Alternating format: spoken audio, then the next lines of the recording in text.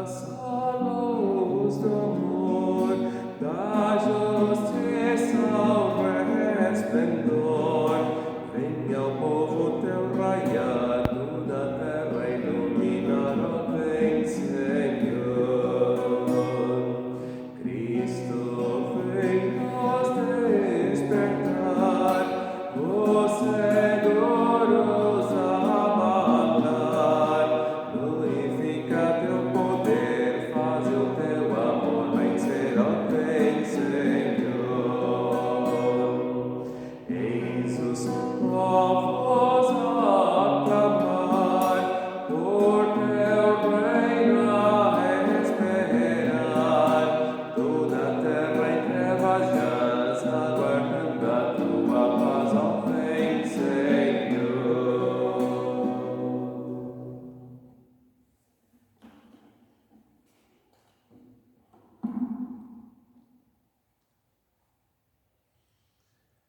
Jesus diz: a semente que caiu na boa terra são os que, tendo ouvido de bom e reto coração, retêm a palavra, estes frutificam com perseverança. Lucas 8, versículo 15.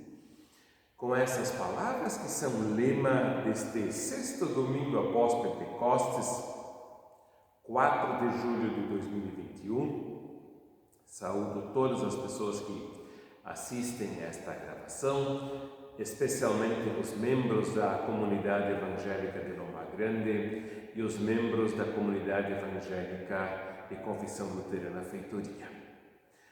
O lema da semana, ele encerra a famosa parábola do semeador, contada por Jesus.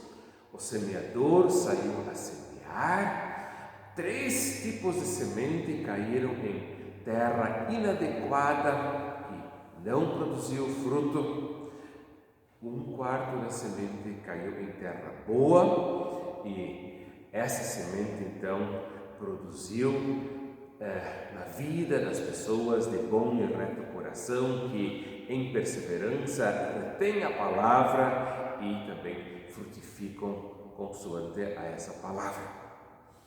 A seguir, na meditação, vamos refletir um pouco sobre essa realidade da luta pela qual a palavra de Deus sempre de novo passa, pelo drama da palavra de Deus que encontra ainda hoje neste mundo mais indiferença ou até rejeição explícita do que aceitação. O texto que vamos meditar do Evangelho segundo Marcos, no 6º capítulo, ele conjuga, como tantas outras vezes no mesmo Evangelho, o ministério e a vida de Jesus com a vida, o ministério, a existência dos seus seguidores, e também reflete como aquilo que Jesus passou é algo que não vai, do qual não vão estar livres os seus seguidores. Aqui temos no lema da semana essa referência: a semente que caiu na boa terra são os que frutificam com perseverança. Que bom que, apesar de a maior parte da semente não ter frutificado, mesmo assim, essa uma parte da semente frutificar e assim o Evangelho produzir os frutos que dele se espera. Realizamos estes minutos de gravação, de oração, louvor e reflexão, em nome do Trino Deus, que é Pai, Filho e Espírito Santo. Amém. A graça do nosso Senhor Jesus Cristo, o amor de Deus, nosso Pai, e a comunhão do Espírito Santo sejam com todos nós. Amém. Queridos irmãos, caras irmãs, o Evangelho indicado para este sexto domingo após Pentecostes se encontra em Marcos, no 6º capítulo, os versículos 1 até 13, são 2 passagens, então estão unidas e fazem parte de uma mesma leitura. Inicialmente lemos ali que, tendo Jesus partido dali, provavelmente de Cafarnaum ou de algum lugar nas imediações de Cafarnaum, perto lago de Genezaré, foi ele para a sua terra e os seus discípulos o acompanharam. Chegando o sábado, passou a ensinar na sinagoga, e muitos, ouvindo-o, se maravilhavam, dizendo: de onde vem a estas coisas? Que sabedoria é esta que lhe foi dada? E como se fazem tais maravilhas por suas mãos? Não é este o carpinteiro, filho de Maria, irmão de Tiago, José, Judas e Simão? E não vivem aqui entre nós suas irmãs? E escandalizavam-se nele. Jesus, porém, lhes disse: não há profeta sem honra senão na sua terra, entre os seus parentes e na sua casa. Não pôde fazer ali nenhum milagre senão curar uns poucos enfermos, impondo-lhes as mãos. Admirou-se da incredulidade deles, contudo percorria as aldeias circunvizinhas a ensinar. E agora vem a segunda passagem, unida à primeira, onde lemos e vimos: chamou Jesus os 12 e passou a enviá-los de 2 a 2, dando-lhes autoridade sobre os espíritos imundos. Ordenou-lhes que nada levassem para o caminho, exceto um bordão, nem pão, nem alforje, nem dinheiro. Que fossem calçados e sandálias e não usassem 2 túnicas. E recomendou-lhes: quando entrardes em alguma casa, permanecei aí até vos retirardes do lugar. Se em algum lugar não vos receberem, nem vos ouvirem, ao sairdes dali, sacudi o pó dos pés, em testemunho contra eles. Então, saindo eles, pregavam ao povo que se arrependesse, expeliam muitos demônios e curavam numerosos enfermos, ungindo-os com óleo. Até aqui a leitura do Evangelho. Queridos irmãos, caras irmãs, como eu já disse, temos aqui 2 histórias, 2 perícopes unidas em uma única leitura também. A composição do evangelista Marcos, evidentemente, elas estão unidas, configuram uma sequência.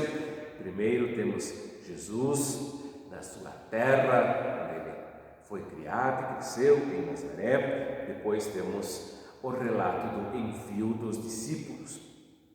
Jesus parte de algum lugar nas imediações de Cafarnaum, nas redondezas do lago de Genezaré, vai para a sua terra, que é Nazaré. Seus discípulos o acompanham.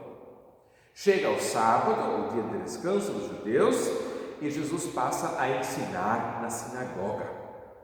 A sinagoga é o equivalente à igreja dos cristãos, local de reunião, de oração dos judeus ainda hoje. E ali diz que Jesus passou a ensinar. Muito interessante que naquela época, pelo visto, era assim: 2 leituras bíblicas eram previstas para cada sábado, uma dos 5 livros de Moisés, que seguiam uma ordem previamente estabelecida, e uma segunda leitura, então, dos profetas, cuja escolha ficava assim, a cargo da comunidade. E é interessante que cada homem, no caso ali, mulheres ainda não, mas homens, podiam então se habilitar, se candidatar a fazer a leitura e a eventualmente também tecer algum comentário a respeito dessa leitura. Lá no texto paralelo de Lucas 4, nós lemos que Jesus leu naquele sábado, então, a passagem de Isaías 61, que fala daquele ungido, pleno do Espírito Santo, e Jesus, então, depois explica essa leitura, dizendo que na pessoa dele, hoje, naquele dia, naquele lugar, se cumpriu essa palavra, quer dizer, a promessa da manifestação do Messias, ou ungido, o Cristo cheio do Espírito Santo. Aqui não é dito qual é a palavra que Jesus lê, mas é dito que ele passa a ensinar. Imaginem, nós, evangélicos luteranos, que temos a 500 anos já a bandeira do sacerdócio geral de todos os crentes, se nós, quem sabe, realizássemos culto nesses moldes. Um texto, quem sabe, é explicado pelo pastor e uma outra passagem, então, é lida por um membro da comunidade e essa pessoa também tem a liberdade de dar, então, a sua explicação. Não é esse o costume na nossa igreja. Os grupos de estudo bíblico, um pouco mais informais, são espaços onde a troca de ideias é mais viável e onde então não se precisa restringir tanto o uso da palavra a uma única pessoa. Lá em Nazaré, em todo caso, era assim. Uma das leituras possivelmente era realizada pela liderança da comunidade e a segunda das leituras ela então estava concedida a um dos demais integrantes da comunidade que além da leitura podia fazer então dar também uma explicação. Foi o que Jesus fez. As pessoas se admiram, ficam maravilhadas. O maravilhar-se soa como algo positivo, mas nós vemos que a tendência aqui é o maravilhar-se negativo. Perguntam de onde vem a sabedoria que lhe é dada e como se fazem as maravilhas por suas mãos. Aqui a referência aos dois aspectos do agir de Jesus, do ministério de Jesus: o anúncio da palavra, da ação dos milagres, das curas, dos exorcismos, das ressurreições, multiplicação de pães e outros sinais mais. Não é este o carpinteiro? Ou seja, Jesus tinha uma profissão, tá? Provavelmente trabalhava com madeira. Alguns pensam que talvez também a sua profissão incluísse o trabalho com pedras. Em todo caso, eu particularmente tendo a imaginar mais Jesus como uma espécie de um marceneiro que produz não só móveis, mas também instrumentos de trabalho, como cangas e outros mais que podem ser usados. Não é este o carpinteiro? Não sei que dignidade, que prestígio gozava um carpinteiro em Nazaré, sendo um trabalhador manual, não sendo um trabalhador, digamos assim, intelectual. Eu imagino que talvez ele não era alguém que se sobressaísse especialmente entre os demais. Ele não era um mestre da lei, não era um professor ou coisa do gênero. Não é este o carpinteiro, ou seja, como muitos outros.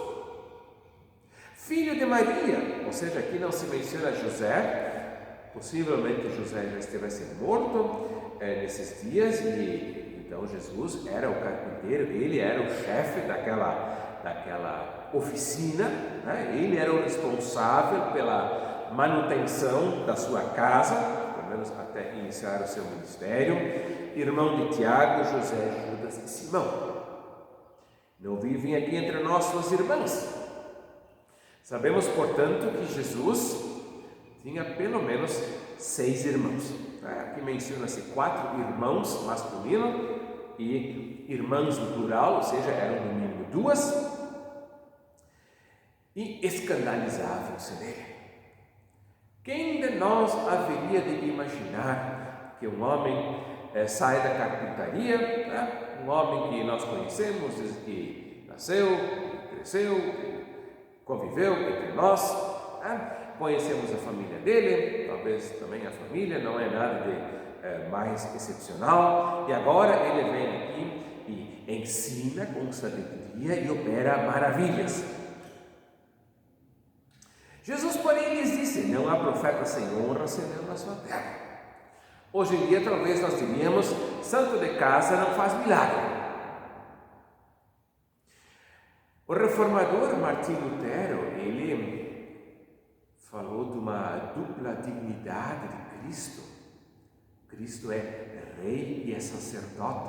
Ele fundamentou isso com uma passagem de Gênesis 49, e a reforma calvinista, João Calvino e os seguidores de João Calvino, eles ampliaram essa ideia do duplo ministério de Cristo para um um triplo ministério, uma tripla dignidade.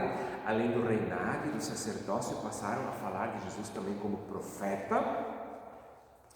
E até onde eu sei, de fato, esse triplo ministério, essa tripla dignidade de Cristo é um elemento assim bastante característico da doutrina sobre Cristo nas igrejas chamadas reformadas, calvinistas. E até onde eu vejo, do ponto de vista histórico, talvez, de fato, a designação de Jesus como profeta seja assim que mais corresponda ao que foi a figura histórica de Jesus de Nazaré. Tá? Pelo menos exteriormente ele não tinha aparência de rei, né? O máximo que ele conseguiu foi entrar triunfalmente em Jerusalém, montado num burrinho, e então receber 5 dias mais tarde uma coroa de espinhos sobre a cabeça. E também não era de família sacerdotal. O máximo mais perto que ele chegou do templo, se me permitem, foi, quem sabe, fazer a purificação do templo. Mas aqui a sua existência como profeta, essa nós podemos bem imaginar. Afinal de contas, muitos dos profetas do Antigo Testamento passaram por situações similares, não idênticas, mas similares, pelas quais Cristo passou, né? De anunciar ao povo uma mensagem que as pessoas não queriam ouvir e de ter que sofrer consequências negativas por causa do seu ministério. Jesus, portanto, aqui, à sua maneira, ele se inclui na longa lista dos profetas, dos servos de Deus do Antigo Testamento, e diz que nenhum profeta fica sem honra, a não ser na sua própria terra. Por isso, por um lado, não seria de se admirar que, exatamente lá em Nazaré, Jesus não é recebido de braços abertos, com louvores, elogios e aplausos, mas é rejeitado. E apesar disso, é dito que ele se admira da incredulidade deles. Ele bem que contava, eu interpreto assim, que não haveria de ser tudo um mar de rosas e elogios e louvores lá em Nazaré, mas que a rejeição fosse tanta, talvez mesmo isso Jesus não esperasse. Agora vem a segunda história que queremos interpretar em conjunto com a primeira, que é que Jesus agora envia os seus 12 discípulos de 2 em 2, dá-lhes autoridade sobre os espíritos imundos. Esse é um aspecto muito importante, que sempre de novo se repete também no final da passagem. Diz que os discípulos expeliam muitos demônios. O exorcismo, portanto, tem um lugar cativo dentro do ministério tanto de Jesus quanto dos seus seguidores, e envia-os como missionários. E esses missionários, eles devem ser realmente missionários ambulantes, que se não apenas deixam casa e família, mas deixam realmente, abrem mão de todos os bens para viver, eu digo assim, uma pobreza radical no ministério de Cristo. Ordena-lhes que nada levem para o caminho, exceto um bordão, quer dizer, um cajado, né? Há quem diga, naquelas regiões desérticas, eventualmente aparece uma serpente, ou não sei se talvez um escorpião, algum animal perigoso, precisa então um pouco também se defender contra animais perigosos, né? Não devem levar nem pão, nem alforje, nem dinheiro, que fossem calçados e sandálias, quer dizer, um calçado simples, claro, não vão agora descalços, né? Mas é o calçado mais simples possível. Não usem 2 túnicas, ou seja, realmente eles vão levar para si o mínimo, o absolutamente mínimo possível e necessário. E agora diz: quando entrardes em alguma casa, permanecei aí até vos retirardes do lugar. De repente, os discípulos de 2 em 2 entram numa aldeia, recebem hospedagem. Só que depois de alguns dias eles percebem que tem uma outra família que talvez também gostaria de hospedá-los, e aquela outra família, quem sabe, é mais abonada, mais abastada. Talvez eles podem almoçar e jantar melhor na outra casa. Jesus diz: contentem-se com aquilo que vocês recebem, não procurem uma situação mais confortável ou mais fácil para vocês. Se em algum lugar não vos receberem nem vos ouvirem, ao sairdes dali, sacudi o pó dos pés em testemunho contra eles.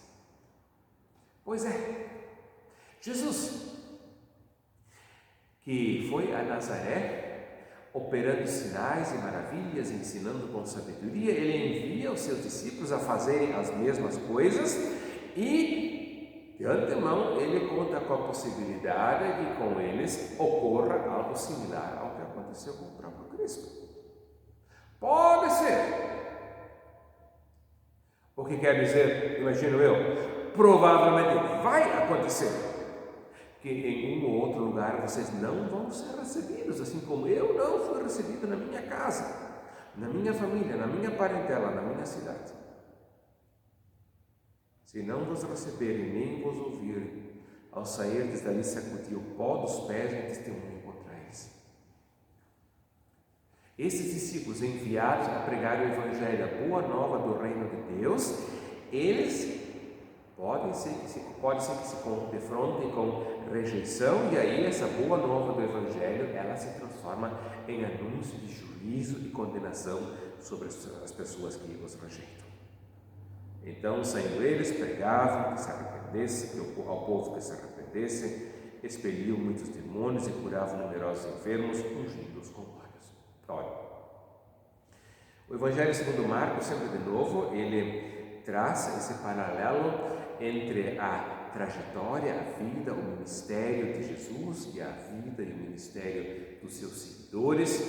Depois, mais adiante, em Marcos 8, 9 e 10, vamos ver os 3 anúncios da morte e ressurreição de Cristo, que sempre são seguidos por ensinamentos sobre a vida dos discípulos, que aponta para eles que eles vão ter que tomar sobre si situações similares pela qual Cristo passou. Aqui também temos esse paralelo, assim como Cristo com a sua mensagem foi rejeitado em Nazaré, também os discípulos com a sua pregação precisam contar sempre de novo que essa pregação vai ser rejeitada, e com isso a semente do Evangelho, da qual falamos no início, ela vai seguir experimentando esse fato de que a maior parte das pessoas são terra que não acolhe a semente, que não produz, e apesar disso permanece a esperança de que essa boa semente do Evangelho não vai deixar de,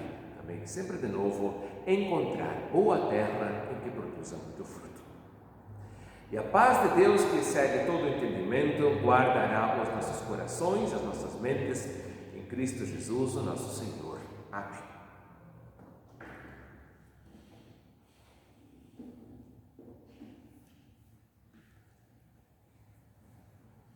Cantei no início do hino número 493, as estrofes 1, 2 e 4.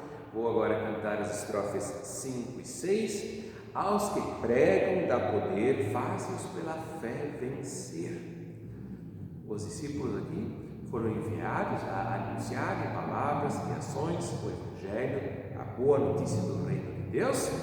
Assim também nós, aqui falamos que pregam, certamente não se refere apenas a pastoras e pastores, mas se refere a todas as pessoas que de alguma forma levam adiante a mensagem de Jesus Cristo.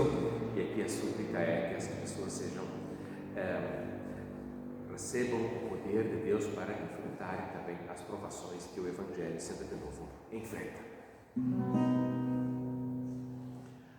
Aos que pregam dá poder, faz-os pela fé vencer, abençoa a pregação, fortalece a comunhão, convém, Senhor.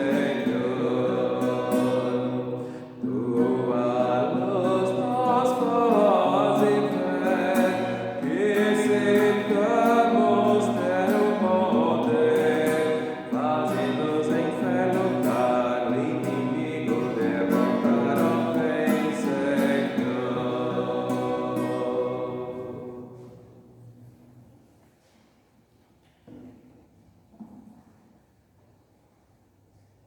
Oremos.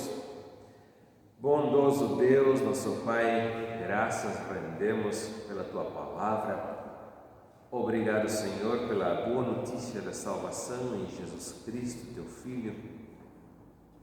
E obrigado, Senhor, que há 2000 anos, homens e mulheres, a Igreja de Jesus Cristo é incumbida nessa tarefa de levar adiante o Evangelho em palavras e ações. Tu vês, Senhor, também como ainda no ano de 2021, sempre de novo essa boa notícia, ela encontra indiferença, corações fechados ou até rejeição explícita. Permite, Senhor, que nós, como seguidores e seguidoras de Cristo, possamos seguir sem desanimar nessa tarefa de levar a boa mensagem do nosso Senhor e que, capacitados pelo poder do Espírito Santo, possamos também suportar todas as provações que porventura decorram desse ministério que nos foi conferido. Assim pedimos, agradecemos, confiamos a todos nós em Tuas mãos, nossas famílias, nossas casas, nossas comunidades. Queiras nos amparar, guardar e iluminar. Assim pedimos e agradecemos, unindo-nos na oração que Cristo nos ensinou e dizendo: Pai nosso que estás nos céus, santificado seja o teu nome.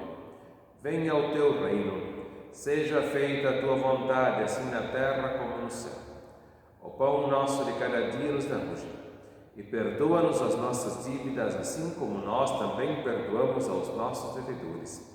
E não nos deixes cair em tentação, mas livra-nos do mal, pois teu é o reino, o poder e a glória para sempre. Amém. O Senhor te abençoe e te guarde. O Senhor faça resplandecer o seu rosto sobre ti e tenha misericórdia de ti. O Senhor sobre ti levante o seu rosto e te dê a sua paz. Amém.